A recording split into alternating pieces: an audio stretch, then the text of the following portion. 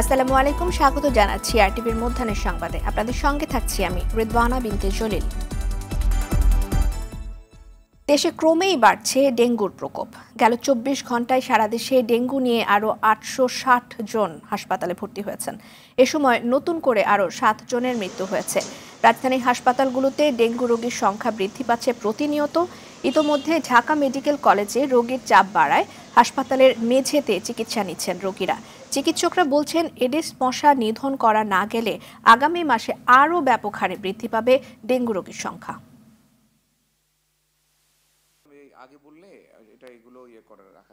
Blood টেনে নিয়ে গেছে, পরের দিন রিপোর্ট এসেছে যে ২৫,০০০ প্লাটলেট চলে এসেছিল।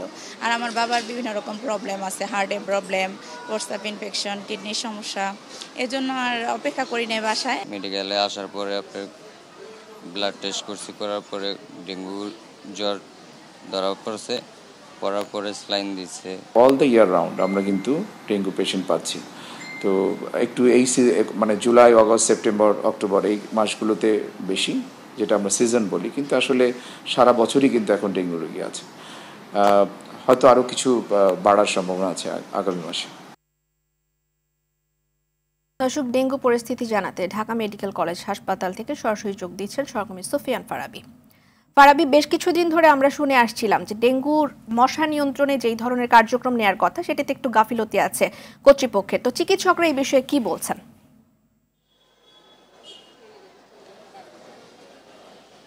রিদওয়ানা, আপনি যেমনটি বলছিলেন যে আমরা কিন্তু গত বেশ কিছুদিন ধরেই জানাচ্ছিলাম যে কার্যত জুলাই মাসের জুন জুলাইতে যে প্রস্তুতিটা নেওয়া হয় ডেঙ্গু মোকাবেলায় যে কার্যক্রমগুলো শুরু হয় সেগুলো কিন্তু এবার আসলে সময় মতো শুরু করা যায়নি, যার ফলে কিন্তু ডেঙ্গুর কার্যক্রমটা এদিকে বৃষ্টিটাও একটু দেরিতে হচ্ছে এবং স্থানীয় সরকার ব্যবস্থা ভেঙে পড়ায় কিন্তু ডেঙ্গু এবার উৎপাত ছড়িয়েছে। এবং আমরা এখন রয়েছি ঢাকা মেডিকেল কলেজ হাসপাতালে। এখানে আমরা দেখছি যে প্রায় ২০০-র মতো রোগী এখানে ভর্তি আছে, তারা চিকিৎসা নিচ্ছেন এবং ডিএনসিসি ডেঙ্গু ডেডিকেটেড হাসপাতাল সহ বিভিন্ন হাসপাতালে কিন্তু এই মুহূর্তে ডেঙ্গু আক্রান্ত রোগীরা চিকিৎসা নিচ্ছেন। এছাড়াও শিশুদের জন্য বিশেষায়িত ব্যবস্থা নেওয়া হয়েছে রাজধানী শিশু হাসপাতালে, এবং সেখানে কিন্তু শিশুরা যেই কয়েকটা বেড আমরা দেখেছিলাম প্রত্যেকটা বেডে কিন্তু আসলে রোগী আছে। আমরা আসলে জানার চেষ্টা করেছি আসলে কী কারণে এটা বাড়লো। তারা প্রত্যেকে বলছেন যে আসলে জনসচেতনতাটা যদি না বাড়ানো যায় তাহলে আসলে ডেঙ্গু আক্রান্ত রোগীর সংখ্যা বাড়তেই থাকবে, এটা আসলে নিয়ন্ত্রণ করা সম্ভব নয়। অন্যদিকে এর পাশাপাশি স্থানীয় সরকার ব্যবস্থায় যারা কার্যকর ভূমিকা রাখেন তাদেরকে আরেকটু অ্যাক্টিভ হলে তাহলে ডেঙ্গুটা আসলে নিয়ন্ত্রণ চলে আসবে। রিদওয়ানা, এই ছিল ঢাকা মেডিকেল কলেজ হাসপাতাল থেকে আমার কাছে থাকা সর্বশেষ তথ্য। সুফিয়ান ফারাবী, ধন্যবাদ আপনাকে। সাবেক প্রধানমন্ত্রী শেখ হাসিনার ছেলে সজীব ওয়াজেদ জয়কে অপহরণ করে হত্যার ষড়যন্ত্রের অভিযোগে করা মামলায় আমার দেশ পত্রিকার ভারপ্রাপ্ত সম্পাদক মাহমুদুর রহমানকে কারাগারে পাঠানোর আদেশ দিয়েছেন আদালত। সকালে ঢাকার অতিরিক্ত চিফ মেট্রোপলিটন ম্যাজিস্ট্রেট মাহবুবুল হকের আদালতে তিনি আত্মসমর্পণ করে আপিল শর্তে জামিন আবেদন করেন। শুনানি শেষে বিচারক তার জামিন আবেদন নামঞ্জুর করে কারাগারে পাঠানোর আদেশ দেন। মাহমুদুর রহমানের আইনজীবী মাসুদ আহমেদ তালুকদার জানিয়েছেন, বিচার ব্যবস্থার নীতির তোয়াক্কা না করে মাহমুদুর রহমানকে সাজা দেয়া হয়েছে। তিনি জামিন চাননি, জেলে বসে আপিল হবে তখন তার জামিন চাওয়া হবে। ফ্যাসিবাদের বিরুদ্ধে লড়াই করতে গেলে নিজের মেরুদণ্ড সোজা রাখতে হবে এবং মেরুদণ্ড সোজা রাখবার জন্য আমি এই সিদ্ধান্ত নিয়েছি যে আইন যেটা আছে বাংলাদেশে সেই আইন অনুযায়ী আমি কার্ডে সারেন্ডার করব এবং আমি লড়াই অব্যাহত রাখব, যদিও এই মামলা সর্বৈব মিথ্যা এবং একটা উদ্ভট মামলা। দর্শক, এই মুহূর্তে নিম্ন আদালতে আছেন সহকর্মী দীপ্ত চন্দ্রপাল, সরাসরি যুক্ত হচ্ছেন তিনি। দীপ্ত, আইনজীবী কি বলছেন মাহমুদুর রহমানের জামিন বাতিল হবার পর?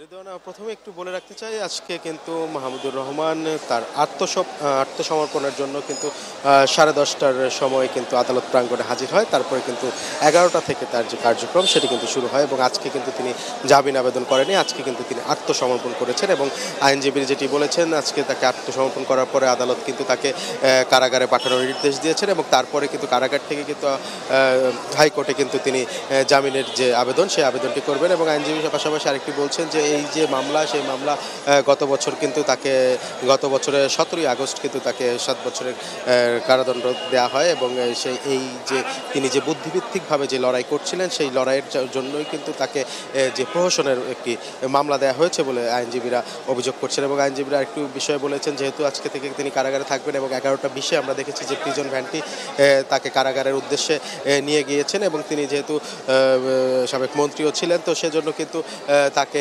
ডিভিশন দেওয়া হবে, দেওয়ার জন্য কিন্তু আবেদনও করেছেন আইনজীবীরা, তো এমনটি কিন্তু জানিয়েছেন। এবং যে আজকে কারাগারে যাওয়ার পরে আসলে কবে নাগাদ আপিল করা হবে সে বিষয়টি আসলে পরিষ্কার করা হয়নি, তবে আইনজীবীরা যেটি বলেছে দ্রুতই তাকে আপিল করা হবে এবং জামিনের আবেদন করা হবে এবং তাকে কারাগার থেকে মুক্ত করা হবে। তো রিদওয়ানা, এই ছিল আমার কাছ থেকে সিএমএম কোর্ট প্রাঙ্গণ থেকে সবশেষ তথ্য। আপনাকে ধন্যবাদ দীপ্ত। এদিকে বৈষম্য বিরোধী ছাত্র আন্দোলনে রাজধানীর নিউ মার্কেটে ব্যবসায়ী আব্দুল ওয়াদুদ হত্যা মামলায় পুলিশের সাবেক মহাপরিদর্শক আইজিপি চৌধুরী আবদুল্লাহ আল মামুনের 4 দিনের রিমান্ড মঞ্জুর করেছেন আদালত। একই মামলায় ঢাকার দক্ষিণ সিটি কর্পোরেশন 26 নম্বর ওয়ার্ডের সাবেক কাউন্সিলর হাসিবুর রহমান মানিকের 5 দিনের রিমান্ড মঞ্জুর করা হয়। সকালে ঢাকার চিফ মেট্রোপলিটন ম্যাজিস্ট্রেট সিএমএম আদালতে হাজির করে দুজনেরই 10 দিনের রিমান্ড আবেদন করেন পুলিশ। আসামিদের আইনজীবী রিমান্ড বাতিল চেয়ে জামিনের আবেদন করেন। উভয় পক্ষের শুনানি শেষে ঢাকার অতিরিক্ত চিফ মেট্রোপলিটন ম্যাজিস্ট্রেট মাহবুবুল হক তাদের রিমান্ড আদেশ দেন।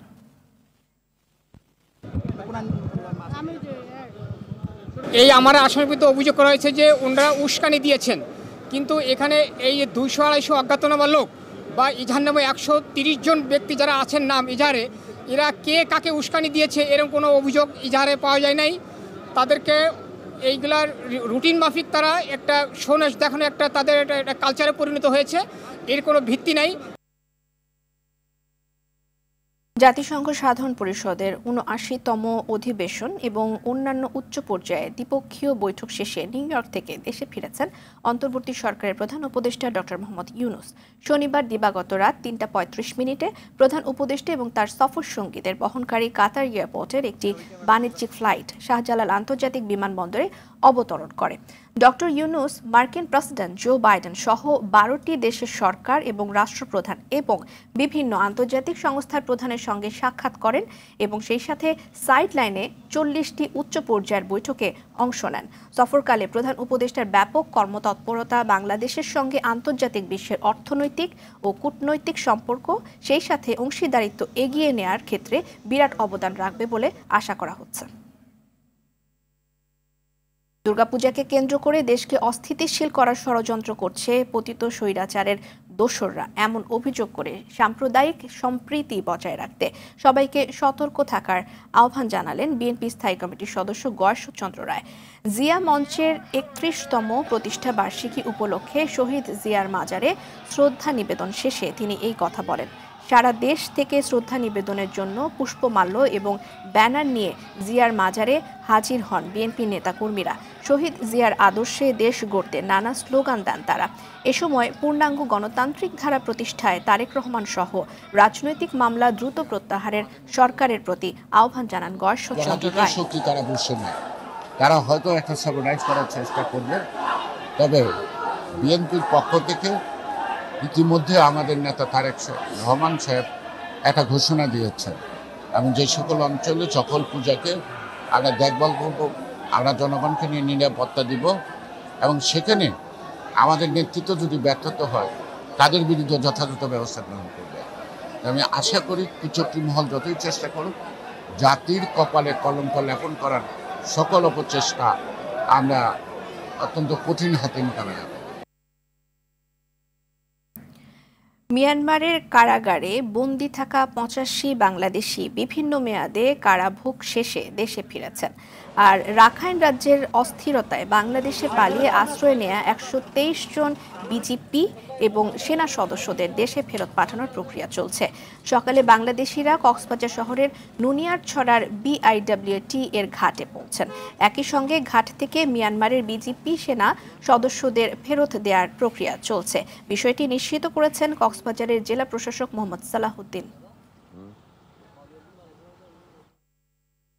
এ বিষয়ে আরো জানাতে কক্সবাজার থেকে সরাসরি যুক্ত হচ্ছেন সহকর্মী সাইফুর রহিম শাহিন। শাহিন, মিয়ানমারের বিজিপি এবং সেনা সদস্যদের ফেরত পাঠানো হয়েছে কিনা সে বিষয়ে একটু জানতে চাই।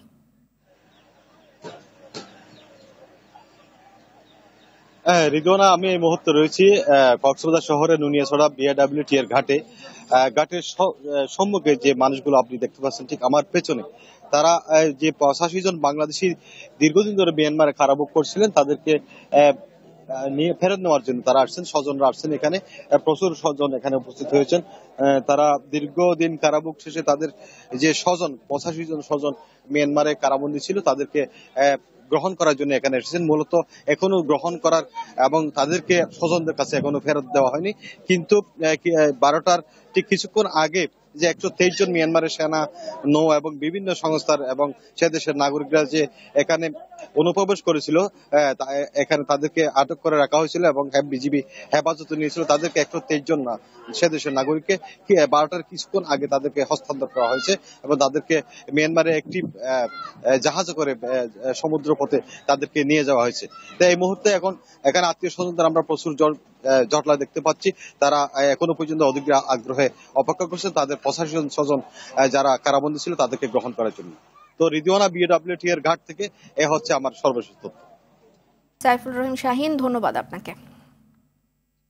উজানের ঢলে তিস্তা নদীর পানি বাড়ছে উত্তরাঞ্চলে। কুড়িগ্রামে নদ নদীর পানি বাড়ছে। এর মধ্যে তিস্তা নদীর পানি বিপদসীমার উপর দিয়ে প্রবাহিত হচ্ছে। ভোর 6টায় এই নদীর পানি কাউনিয়া পয়েন্টে বিপদসীমার 29 সেন্টিমিটার উপর দিয়ে প্রবাহিত হয়। এছাড়া দুধকুমার এবং ধরলা পানি বাড়ছে। তিস্তার পানি বাড়তে থাকায় নিম্নাঞ্চলে পানি ঢুকতে শুরু করেছে। রংপুর এবং নীলফামারীতেও পানি ঢুকতে নিম্নাঞ্চল প্লাবিত হওয়ার আশঙ্কা দেখা দিয়েছে। দর্শক, পানি বাড়ার বিষয়ে জানাতে সিরাজগঞ্জ থেকে সরাসরি যুক্ত হচ্ছেন সহকর্মী সাজিরুল ইসলাম সঞ্জয়। সঞ্জয়, উত্তরাঞ্চলে নদ নদীর পানি বাড়ছে, তো এ বিষয়ে আপনার কাছে কি তথ্য আছে হাতে?